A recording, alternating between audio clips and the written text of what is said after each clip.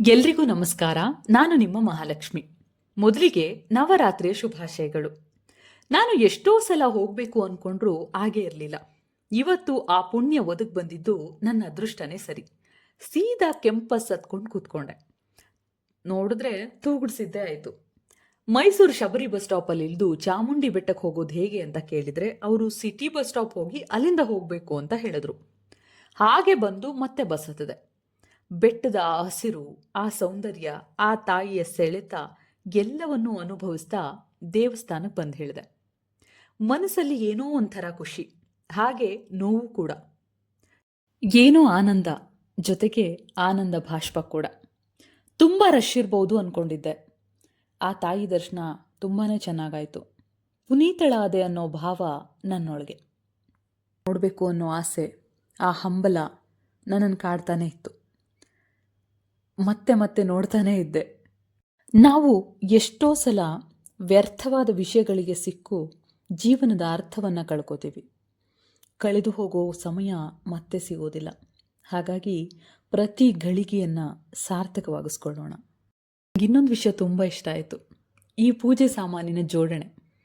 ಆ ಕಮಲದ ಹೂವು, ಆ ಗುಲಾಬಿ ಹೂವು, ಆ ಹಣ್ಣು ಕಾಯಿ ಎಷ್ಟು ಚೆಂದ ಇಟ್ಟಿರ್ತಾರೆ.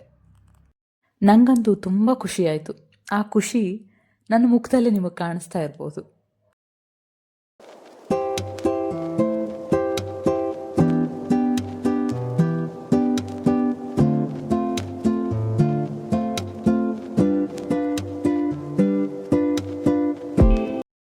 ಹಾಗೆ ಈಚೆ ಬಂದು ಮಹಿಷಾಸುರನ ಜೊತೆ ಒಂದು ಸೆಲ್ಫಿ ತಗೊಂಡು ಬಸ್ ಸ್ಟ್ಯಾಂಡ್ ಕಡೆ ಹೊರಟೆ.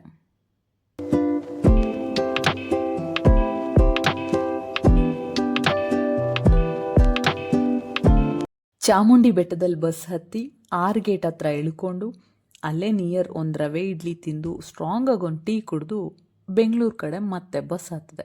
ಈ ದಿನ ನನಗನ್ಸಿದ್ದು, ಒಂಟಿ ಪ್ರಯಾಣಗಳು ಹಿತವಾಗಿರುತ್ತೆ, ಆದರೆ ನಾವು ಅದನ್ನು ಈ ಇಂಗ್ಲೀಷಲ್ಲಿ ಫೀಲಿಂಗ್ ಅಲೋನ್ ಅಂತ ತಿರ್ಚೋದನ್ನು ನಿಲ್ಲಿಸಬೇಕು ಅಷ್ಟೆ.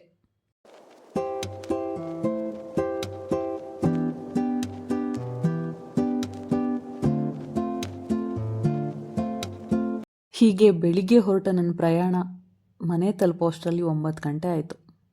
ಮನಸ್ಸು ಮಾತ್ರ ಮಹಿಷಾಸುರ ಮರ್ದಿನಿಯ ಮನನ ಮಾಡ್ತಾ ಈ ಜಗತ್ತಿನಿಂದ ಮಾಯವಾಗಿತ್ತು. ಮನೆಗೆ ಬಂದ ತಕ್ಷಣ ಪ್ರಸಾದ ಎಲ್ಲ ಎತ್ತಿಟ್ಟು ಹಾಗೆ ಅಲ್ಲಿ ಒಂದು ಫೋಟೋ ತೆಗೆಸ್ಕೊಂಡೆ. ನಂಗೆ ತುಂಬ ಇಷ್ಟ ಆಯಿತು. ನೋಡಿ